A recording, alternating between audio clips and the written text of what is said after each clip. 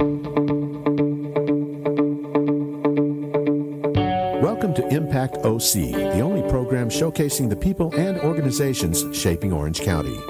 With your host, Don Kamber.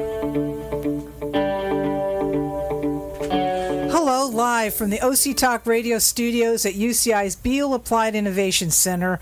I'm OC Talk Radio Public Affairs Director Jon Cline with two great guests positively impacting our community. Today I welcome Like JoJo Foundation CEO, founder, and board chair Monica Cline and her husband, vice chair Dr. Jon Cline. Dr. Cline is an emergency medicine physician at Mission Hospital. They formed the Like JoJo Foundation after their 7-year-old son, Jordan, affectionately known as JoJo, passed away from having mitochondrial deletion syndrome. The organization's mission is to infuse joy and enrich the lives of children and families impacted by chronic healthcare challenges in Southern California through activities, advocacy, and support.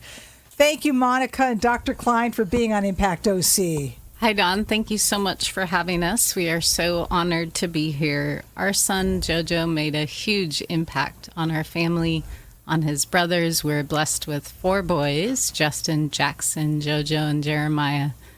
His impact left a indelible imprint of savor the moment, today is the gift. By the time he was 2 years old, it was a struggle. He had many health challenges, and it was scary to know what's next, and is he going to the hospital?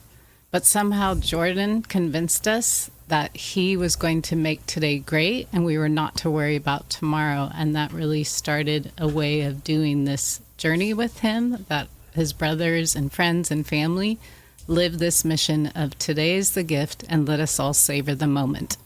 Well, Dr. Cline, please share with us what mitochondrial deletion syndrome is and how it affected JoJo and the challenges he faced during his short life. Thanks, Don. That's a lot to try and cover. Mitochondrial deletion syndrome is one of many different types of deletion syndromes that can occur. The mitochondria is an organelle that's in every cell in the body except for mature red blood cells, and it's the organelle that provides every cell with energy. So Jordan was essentially operating with about 50% of those mitochondria not working in every cell in his body, more or less. So you can imagine how that might impact you in everyday situations, from brushing your teeth, just being able to manage the secretions in your mouth or those cells to be able to keep up with that, to keeping your eyes moist, to swallowing. So the mitochondria, you can imagine, would have to have more mitochondria in the cells that do the most metabolism in your body. So brain, cardiac tissue, all the skeletal muscles, swallowing, all the things that we would take for granted. He was at a deficit in those things. And it took quite a while for our family to discover what was causing his difficulties. He was born just a little premature because he started having some loss of weight in utero, but his other 2 brothers hadn't had any problems. We weren't sure what was happening, but he seemed to catch up and was gaining weight by the time he was 6 months of age and was hitting all of his milestones. But then once he started the weaning process, he just started rapidly losing weight, and that began our journey as trying to understand what's wrong with JoJo. We don't know. He was bright and beautiful. He had wonderful smile, but he was delayed in some of his milestones, like walking. And we just started down the road of seeing one subspecialist of pediatric medicine after another, trying to understand, taking different symptoms to each one, and all of them were scratching their head because what they would normally do, how they would normally manage that symptom didn't help. And so we eventually ended up with a metabolic physician at CHOC in Orange, and they ran his nuclear DNA, which is the DNA of the cell, found nothing. And then they ran the mitochondrial DNA and came back 4 months later and said, well, it took so long to get the results because his deletion is so large, we weren't sure it was compatible with life. So you could have 2 weeks with Jordan, or you could have 20 years. And that kind of started our journey as far as trying to understand how to live life with him with that illness. And then you started the organization, Monica. Yes, in 2018, probably about 6 months after he passed, we had a memorial walk through the Chalk Walk. And we had 250 people that were friends and family who said, he left an imprint on my heart. He showed me that all the struggles and all the complaints that I had didn't really matter, and that I want to share this mission and let's do something. And so that started a whole start of giving back to local children's hospitals and supporting families. And your organization you do support, advocacy, and activities. Kind of talk about those. Yeah, so we exist really for the entire chronic healthcare journey. So at diagnosis, we're there, in and out of the hospital on well days, and then also at the final moments. And we do this through activities that bring joy and meaning. We do it through advocacy, especially at end of life, helping guard those moments, and support in different ways, whether it's a basket event or a superhero red carpet, is really saying to these families, we see your child. We see the struggle, but we see what an incredible warrior your child is, and we're going to give him the right, or her the right, to be celebrated for all her accomplishments. Talk about the superhero experiences. The superhero experiences along the chronic healthcare journey are what we call the well days. So when you have, in our experience, a rare disease, you know that you're going to be in and out of the hospital, you're going to have therapy days, blood draw days, but you will have some well days. And so the superhero experiences are set up to say, hey, let's push the pause button, the entire family. Let's not worry about yesterday. Let's not think about tomorrow. Let's celebrate the moment of today. And that's through a princess experience or a petting zoo experience, or every October at our walk, we roll out a literal red carpet. And we have 13 superheroes who walk this red carpet. The crowd goes wild, and we celebrate them and this moment of well. What are the ages of the children that you deal with? 2 years to, I think we had a 17-year-old last year. Dr. Cline, talk about the Live Like JoJo Walk. Okay, we just had our 4th annual Live Like JoJo Walk 2 weeks ago in October.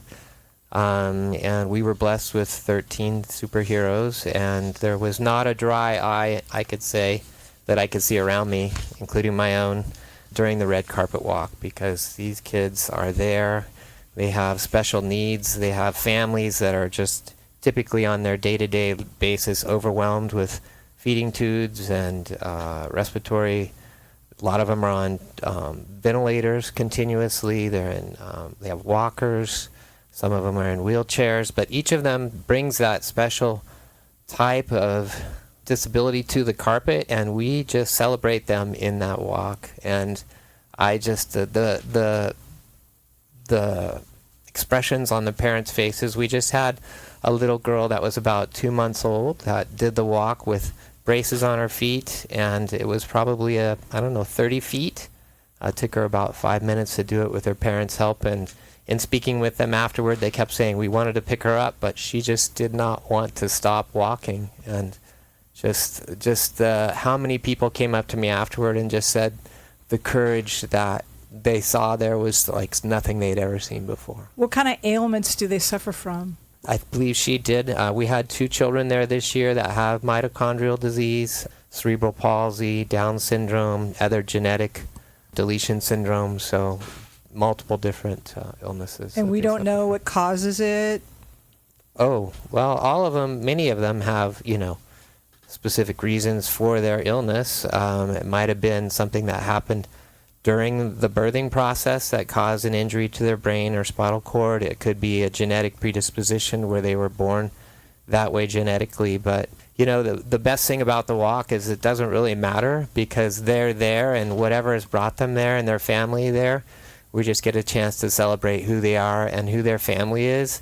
And so many of those families are so focused on just keeping their kids alive, they haven't had a chance to just step back and just celebrate for them for who they are. So along our walk, we have multiple, maybe 12 or 13 stations, things that JoJo like Star Wars figures, basketball area, Nerf guns. There's a pumpkin patch. And all those, party. Yeah, dance party. He loved to dance. And so the kids get to enjoy that with their families. And it's just, and then, everyone that's come to watch gets to kind of walk that and experience that with them. And it's an amazing experience. Where did you have it? At the outlets in San Clemente. Oh, nice. Mm-hmm. And then, Monica, you do sunshine boxes. Yes. So our foundation, how we support families is through 3 different pillars, and that's JoJo's Joyful Moments, JoJo's Superhero Experiences, which we just talked about, and JoJo's Blankets. But going back to the JoJo's Joyful Moments, so there's 2 pieces of that, and that's the sunshine boxes and the Thanksgiving baskets. And those exist for the clinic days and the hospital days. Like we said, the superhero experiences are for well days. The sunshine boxes and Thanksgiving baskets are set up for those hospital clinic days. And those are extremely difficult unless you've been there. It's hard to conceive being in the pediatric ICU, not knowing if your child is going to make it through the night, and it's a holiday, and you imagine everyone else in the world is having a perfect holiday, and you feel very, very alone. And so these Thanksgiving baskets have over 50 different items, and some of them are for mom, some are for sibling. But what they do is they convey you are not alone, you are not forgotten.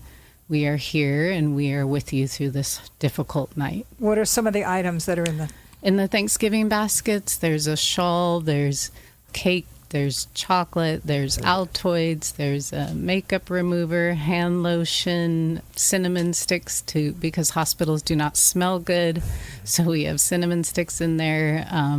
I just remember thinking about my nights in the hospital and thinking, what would I have loved to have, but I wouldn't feel comfortable ever asking of someone. And so it's kind of filled with all of those items. Well, give us some examples of stories of people who enjoyed those baskets. There are several different families that come to mind. One specifically is a integral part of our foundation, and I would say an ambassador, because it was one of those hardest nights and the prognosis was poor. And they said they gave us a beautiful photo of their son in the hospital bed with all these cute little Thanksgiving items surrounding him in the bed. And they just said it changed our life, and we now really want to be a part of giving back because of what this meant to us. Dr. Cline, you want to share some stories? Yeah. We just had an opportunity to take 100 sunshine boxes to Loma Linda. And when we were there, we had about 50 staff come down, and they brought 2 children down for us to give a sunshine box to. And it was so exciting to just... My first experience, or one of the few experiences, is just handing that to a child that came down. Arm is wrapped in a big, IV. You could tell he'd been in the hospital for a long time. And immediately, once that sunshine box was open, and he was just all smiles. What's in it? Well, it depends on the age, but I think he was about 5, and so...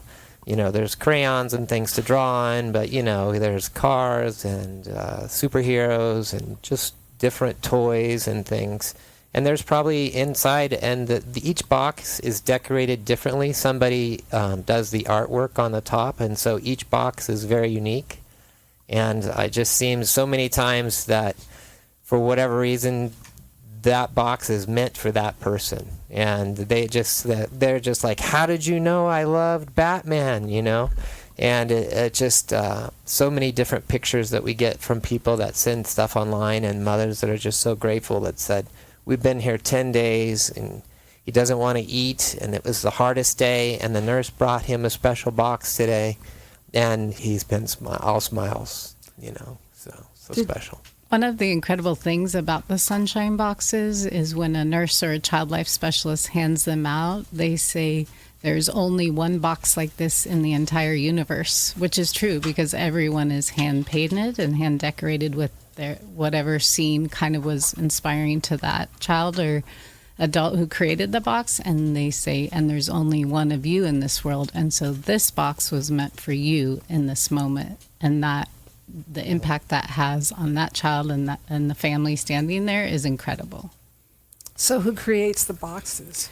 You know, we have a large variety of people and organizations who follow our social media. They'll see it and they say, hey, I'm a part of Lion's Heart group, and we would like to do 20 sunshine boxes. And so a group of adolescent boys get together and they do Marvel like figures and signs, and there'll be a Girl Scout group. We've had tattoo parlors do some incredible art on sunshine boxes. So really, if you want to do good in the world and you're willing to use your gift of art, then you can make a sunshine box for us. Do you tell them what you want in the box to fit the particular patient? You know, what's in the box is pretty specific. It's within a couple years, so let's say 2 to 4 years, because we want the items to be very relevant and appropriate for the age group.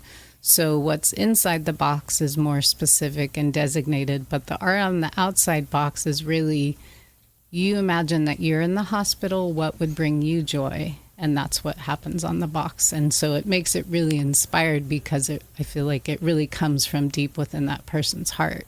Now, are you witness to them getting the boxes? I've just had a few experiences, and it's the variety is amazing. One just kind of wanted to grab it and run as fast as he could back to the room and forgot the thank you, but I was like, that's okay. And then others, you know, give me the biggest hug, and I would say the thing that happens every time is Mom, just in tears, so much gratitude.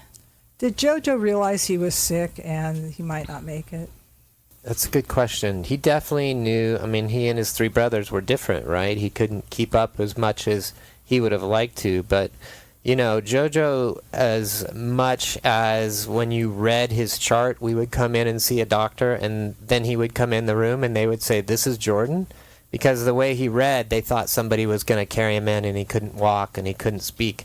But he would come in wrestling with his brother, laughing and playing with an iPad, and you wouldn't know. So, you know, did we have a few talks about why he's not being able to go to normal school, or why he has to go to PT or OT, or why does he have a feeding tube, or why does he have a pacemaker at the age of 4?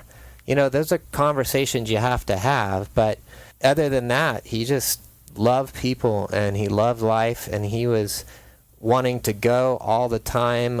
He skied in Mammoth at a special needs place. He loved to ride horses.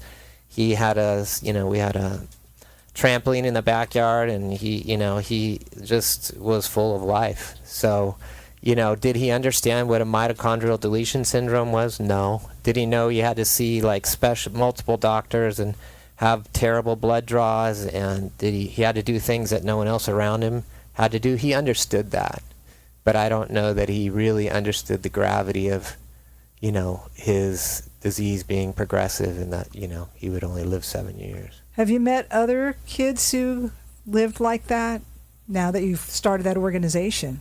Yeah, I would say many of our superheroes have incredible stories in which they could or should have never been able to do, but they do, and they thrive, and there's joy and there's hope in that little life and in the home, even with the unknown or the poor prognosis. So yeah, there's some incredible, inspiring stories that we've been able to be a part of.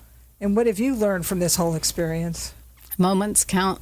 For anyone listening, today is the gift. It's all that we know and all that we have. And so this is, if this is all we have, then this is your opportunity to bring joy and hope to others and celebrate the moment. What about you? You know, just having recently watched those 13 superheroes, I think when you have a child that has a progressive illness or a chronic medical condition, you get so focused, hyper-focused, you have blinders on, and you just don't realize how much they have to share with other people.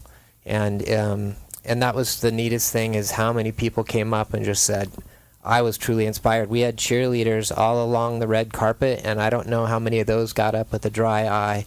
And it's neat to see, you know, teenage girls who are at the top of their game as cheerleaders there with pom-poms, truly being moved by these kids who might not be able to speak, or who have to wear headphones on their ears because they can't take the sensitivity of the noise. It's just neat to know that each of those children has something that they still have to share with the rest of us. That's special. How are you funded?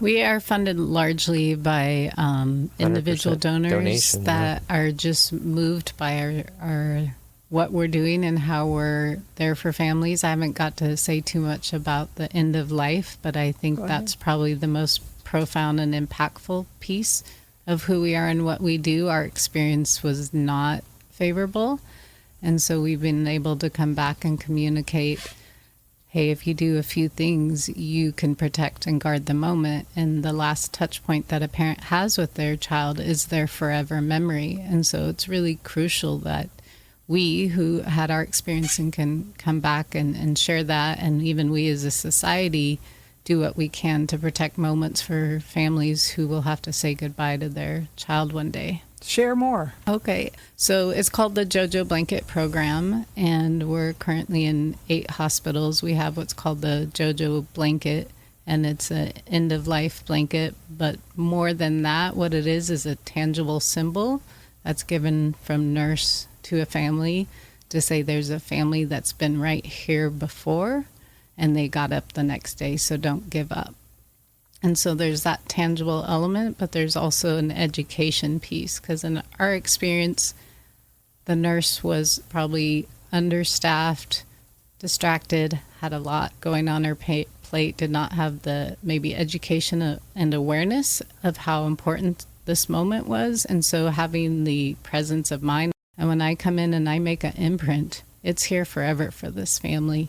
So there's a significant education piece that goes with that. How can people help you? Well, there is 2 ways. Volunteering, which this upcoming Sunday in Laguna Niguel, if you go on our Instagram, you'll see that we need help to fill 100 Thanksgiving baskets. And then also our annual walk, we also always need volunteers and really donations. We have a very low administrative overhead, and so most of every single dollar goes directly to families, and that's at every place along the entire chronic healthcare journey. What is the website? www.livelikejojo.org. And the Instagram, how do they find that? Oh, it's, what is it, underscore? Live Like JoJo with lines in between. Sorry. And so this weekend, you envision a lot of people helping you put together boxes. Yes, 100 Thanksgiving baskets going to 4 different hospitals. So it's a community event for everyone to come out. Whether you're 2 or 85, just come out, make a craft, fill a basket. It's incredible to be a part and to have your fingerprint on something that brings hope and strength. What do your sons feel about all this? Well, Jordan passed away 7 years ago. Our oldest was 11 then. So they are still excited to be a part of it. They help with the setup and the takedown, and they're a big part of, making these different events take place. And I think, it's hard to tangibly understand how that's really helped in their grieving process, but I think it's been paramount in our family overall, continuing to try and stay close to Jordan, as close as we can be at this point in time. We see his face all over at these events. They hear his name spoken. They still see so many of his original friends and volunteers who are part of it. So I think it's a healing thing. Thank you for being on Impact OC. Live Like JoJo Foundation CEO, founder, and board chair Monica Cline, and her husband, Vice Chair Dr. Jon Cline. Dr. Cline is an emergency medicine physician at Mission Hospital. And I thank everyone for tuning in. I'm OC Talk Radio Public Affairs Director Don Kamber. Have an impactful day. You've been listening to Impact OC, the only program showcasing the people and organizations shaping our community. Right here on Orange County's only community radio station, OC Talk Radio.